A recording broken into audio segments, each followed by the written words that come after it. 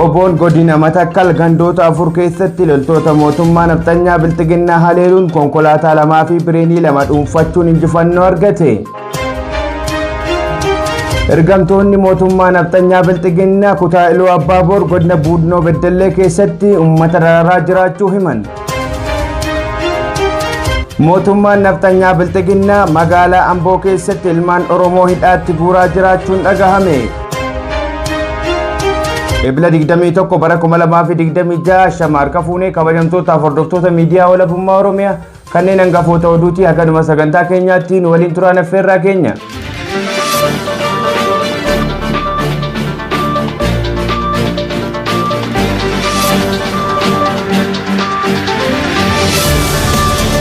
Woboon godina Matakkal gandoota afur keessatti loltoota mootummaa nafxanyaa bilxiginnaa haleeluun konkolaataa lamaa fi bireenii dhuunfachuun injifannoo argachuu beeksise. Bal'ina oduutiif Jaal Nasruu Sabaa waan qindeeffate qaba. Humni bilisummaa Oromoo Woboon zoonii lixaa godina Matakkal aanaa Bulaan keessatti ganama har'aa Ebla 21 gandoota afur keessatti tarkaanfii ilaalaa isaa waraana mootummaa nafxanyaa bilxiginnaa PP irratti fudhateen injifannoo argachuu beeksise. Ganda Godooraaree, Ganda Baarudaa, Ganda Oogidii fi Ganda Mooraa keessatti tarkaanfii ilaalaa isaa loltoota mootummaa nafxanyaa bilxiginnaa irratti fudhateen du'aa fi madoon adabee injifannoo cululuqaa argamsiiseera. Woboon tarkaanfii fudhate kanaan meeshaalee hedduu duyda diinaa irraa hiikuun injifannoo boonsaa galmeessee jiraachuu ajajaa Woboo bakkichaa beeksise. Gama meeshaatiin bireenii lama, konkolaataa lamaa fi kilaashii AKM 115 ol dhuunfatee injifannoo boonsaa galmeessee mooraa qabsoo bilisummaa Oromoof galii taasiseera. Injifannoon uummata Oromoof qabsoon itti fufaa Oromiyaan biyya. Ergamtoonni mootummaa nafxanyaa bilxiginnaa kutaa Iluu Abbaaboor godina Buunoo Beddellee keessatti uummata irratti dararaa hamaa geggeessaa jiraachuun dhagahame. Bal'ina oduutiif Jaal Duniyaan waan qindeeffatte qabdi. Milishoonni Iluu Abbaaboraa godina Buunoo Beddellee aanaa Boorachaa ganda Markaafoo fi ganda Bukoo jedhamtu keessatti hawaasa nagaa dararaa jiraachuu jiraattonni miidiyaa walabummaa Oromiyaatti himan. Dargaggoonni Oromiyaa kutaa Iluu Abbaaboraa godina Buunoo Beddellee irraa miidiyaa walabummaa Oromiyaa dubbise tokko akka jedhutti yeroo ammaa kanatti ergamtoonni mootummaa nafxanyaa bilxiginnaa PP godina keenya aanaalee hedduu keessatti uummata dararaa jira kan jedhan milishoonni wal funaananii mana uummataa jala deemuun maal gootu maal mari'attu jechuun manguddoota fi daa'imman osoo hin jedhin wal bira taa'uun dhorkaadha namni lama sadi taa'ee wal biratti argamuun hin barbaachisu jechuun uummata dararaa jiraachuu miidiyaa walabummaa Oromiyaatti himem. Akkasumas namni miidiyaa walabummaa Oromiyaa dubbise kun akka jedhutti godina keenya aanaalee hedduu keessatti filannoon keessan badhaadhina ta'uu qaba. Badhaadhina filadhaa jechuun uummata dirqamsiisaa jiraachuu dubbata.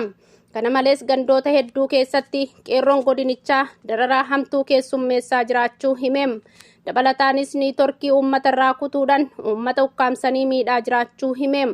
Rakkoo hedduu keessummeessaa waan jirruuf haalli keessa jirru uummata biratti nuuf hubatamuu qaba jedha qeerroon godina Buunoo Beddellee irraa miidiyaa walabummaa Oromiyaa qunname kun. Mootummaan nafxanyaa bilxiginnaa magaalaa Amboo keessatti ilmaan Oromoo hidhaatti guuraa jiraachuu himan. Bal'inni oduu akkatti aanutti dhiyaata. Godina lixa Shaggar magaalaa Amboo keessatti ergamtoonni mootummaa nafxanyaa bilxiginnaa sabboontota hidhaatti guuruu cimsanii itti fufanii jiraachuu maddeen naannichaa miidiyaa walabummaa Oromiyaatti himan. Yeroo ammaa kanatti mootummaan nafxanyaa bilxiginnaa PP qabsaa'aa gameessa Niimoonaa Caalii Ebla 17 bara 2026 magaalaa Amboo keessatti loltoota mootummaa nafxanyaatiin qabamuun magaalaa Amboo waajjira poolisii ganda Duwwaa lamaa keessatti hidhamee dararaan irratti raawwatamaa akka jiru himan. Namoonni beekan akka himanitti Niimoonaan bara 2004 irraa jalqabee nama fincila diddaa gabrummaa qindeessuu irraa eegalee wayyaanee biyyatti galchuu keessatti qooda olaanaa ba'ate ta'us dubbataniiru. Niimoonaan nama barnoota isaatti illee cimaa yoo ta'u yuunivarsiitii Haramaayaatti hiriiraa fi fincila barattootaa dursuun shoora olaanaa kan ba'atee fi manneen hiraarsaa Karchallee hanga Maayikalaawwitti hiraarfamaa kan ture bara 2016 immoo yuunivarsiiticha sirna wayyaaneen kan ari'ame ta'uun itti dabaluun ibsameera. Yeroo ammaa kanatti siyaasa kam irraa walaba kan ta'ee fi garee mootummaa nafxanyaa bilxiginnaan gurmaa'anii lubbuu qulqulluu balleessanii yakkamee hidhaatti darbatamuun barameera.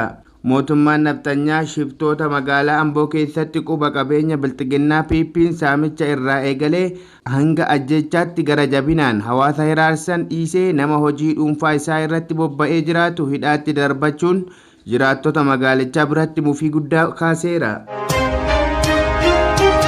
Egaan kabajamtoota hordoftoota miidiyaa walabummaa Oromiyaa oduun har'aaf qabnu kanuma oduu birootiin hanga walitti deebinutti nagaan nuuf tura horaa bulaa deebana.